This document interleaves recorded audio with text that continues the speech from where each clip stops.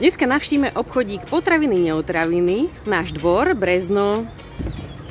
Dobrý deň. Ahoj René, Ahojte. Ako sa máš? Dobre, ďakujem.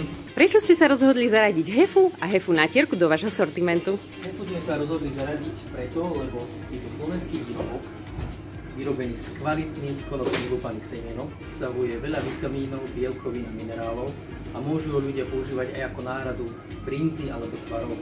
Odporúča sa na konzumáciu aj tým, ktorí majú intoleráciu na laktózu. Čím je Hefu výnimočné oproti iným produktom? Hefu je výnimočné tým, že ho môžu konzumovať deti, seniori a všetky vekové kategórie a napríklad táto Hefu natierka s iným návykom cesta.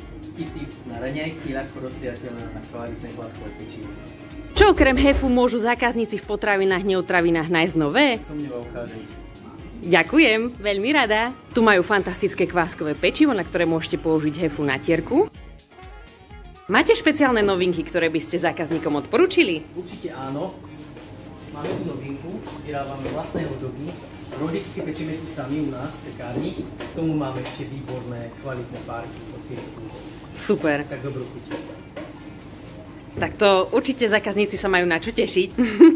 Okrem toho v potravinách neotravinách máte aj takýto zvonček. Ak prídete ako mamičky s kočíkom, zazvoníte a prídu vám pomôcť. Dobrý deň.